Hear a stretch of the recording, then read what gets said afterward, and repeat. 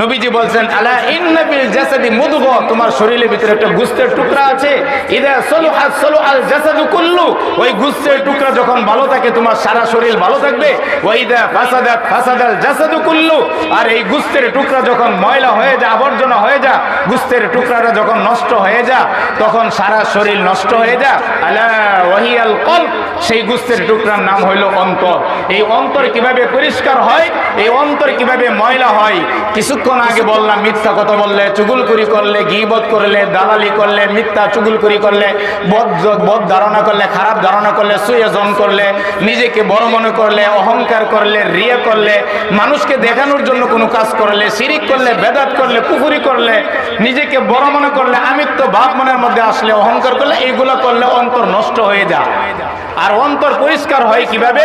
আল্লাহ ওয়ালা সুহবতে গেলে, বুজুর্গ হকানি আল্লাহ ওয়ালাদের সুহবতে গেলে, কোরআন তেলাওয়াত করলে, জিকির আজগার করলে, নামাজ পড়লে, রোজা রাখলে, হজ করলে, যাকাত দিলে, দ্বীনের পথে চললে, সঠিক পথে চললে, সৎ পথে চললে, ধৈর্য ধারণ করলে, মুসিবতের মধ্যে ধৈর্য ধারণ করলে, হকের উপর থাকলে, আল্লাহর জমিনে আল্লাহর দিন প্রতিষ্ঠার জন্য আপ্রাণ চেষ্টা করলে, আল্লাহকে ভালোবাসলে, নবীকে ভালোবাসলে, কোরআনকে ভালোবাসলে, কোরআন ওয়ালাদেরকে ভালোবাসলে, হাদিস ওয়ালাদেরকে ভালোবাসলে, আল্লাহ আল্লাহ রসুলকে ভালোবাসলে ঈমান তাজা হয়, কলব পরিষ্কার হয়। এই কলব যদি আমাদের পরিষ্কার না হয় তাহলে আজকে আমাদের নামাজ, রোজা, হজ, যাকাত আমাদের ভালো লাগে না কেন? এই একমাত্র আমাদের কলব পরিষ্কার নাই। এই জন্য মানুষ সমালোচনা করে, দোষ ধরে, গীবত করে, অহংকার করে, এত কিছু করে, সুয়োজন করে, খারাপ ধারণা করে। এই সব কেন হয়? মানুষের অন্তর মরিচিকা হয়ে গেলে, মানুষের অন্তর নষ্ট হয়ে গেলে। আর এই মানুষের অন্তর যে নষ্ট হয়ে যায়, এর যতগুলা উপকরণ আছে তার ভিতরে দুইটা উপকরণ সবচাইতে বেশির কারণ। এই অন্তর নষ্ট হওয়ার দুইটা কারণ, এক মানুষের চোখ, আরেকটা হইল মানুষের অন্তর। ভাই যারা আছেন একটু তাড়াতাড়ি চলে আসেন, বাহিরে যারা আছেন একটু তাড়াতাড়ি চলে আসেন, হযরত চলে আসতেছেন। মানুষের অন্তর যে নষ্ট হয়ে যায় দুইটা জিনিসের মাধ্যমে বেশি নষ্ট হয়, একটা হলো মানুষের চোখ আর একটা হলো মানুষের মুখ। সম্মানিত ভাইয়েরা আমার, মানুষের জিহ্বা, মানুষের মুখ, মানুষের ঠোঁট, মানুষের জিহ্বা, মানুষের জবান এত ধারালো। কিতাবের ভিতরে খুতবাতুল আহকামের ভিতরে আশরাফ আলী থানভী রাহমাতুল্লাহ আলাইহি বলছেন জুরমুহু সগীর ওয়া জিরমুহু কাবীর, মানুষের জিহ্বাটা ছোট কিন্তু এর আঘাতটা অনেক বড়। এই জন্যই তো মুসান্নিফ রহমতুল্লাহ আলাইহি শরহে জামির ভিতরে মুল্লা জামির রহমতুল্লাহ আলাইহি উল্লেখ করেছেন জারাহাতুস সিনানি লাহা ইলতিয়াম ওয়ালা ইয়ালতামু মা জারাহাল লিসান, জবান দ্বারা যদি কাউকে কষ্ট দেওয়া হয় এই কষ্ট কিয়ামতের আগেও শেষ হয় না। বল্লম দিয়ে আঘাত করলে এই আঘাত আজকাল কিছুদিন পরে না পরে এটা শেষ হয়ে যায়। এই জন্য সম্মানিত ভাইরা আমার, সবসময় আমরা হইলাম শ্রেষ্ঠ উম্মত।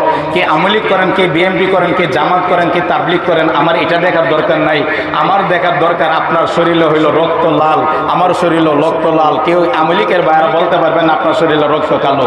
আমরা সবাই মুসলিম, আমরা সবাই ভাই ভাই, আমরা সবাই উম্মতের মুহাম্মাদির শেষ সন্তান, আমরা সবাই শেষ নবীর উম্মত, আমরা আল্লাহর গোলাম, আমরা আল্লাহর বান্দা।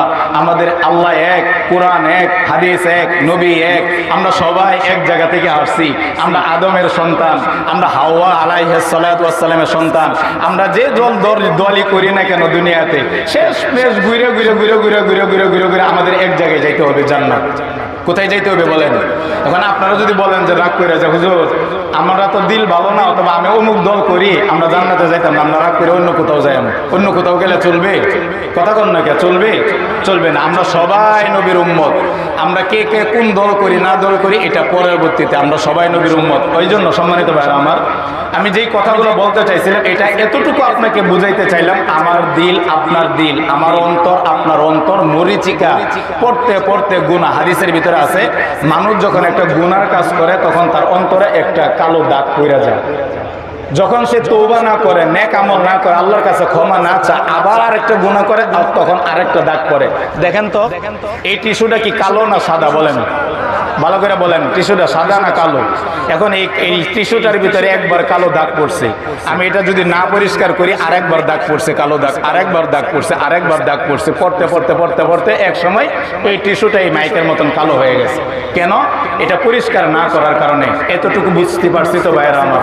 হুজুর এসে বলছেন তাড়াতাড়ি আসেন, হুজুর চলে আসছেন। এই জন্য ভাই আমাদের অন্তর যদি আমরা পরিষ্কার করতে চাই, আমরা আল্লাহ ওয়ালাদের সুহবতে যদি আমরা না যাই, বুজুর্গ ব্যক্তিদের সুহবতে যদি না যাই, হক্কানি আল্লাহ ওয়ালা বুজুর্গ আল্লাহ ওলিদের সুহবতে যদি না যাই, আমাদের দিল পরিষ্কার হবে না। এই জন্য আমাদের বেশি বেশি আমাদের নেক আমল করতে হবে, গুনাহ বর্জন করতে হবে, সমস্ত পাপাচার থেকে আমাদের বেঁচে থাকতে হবে।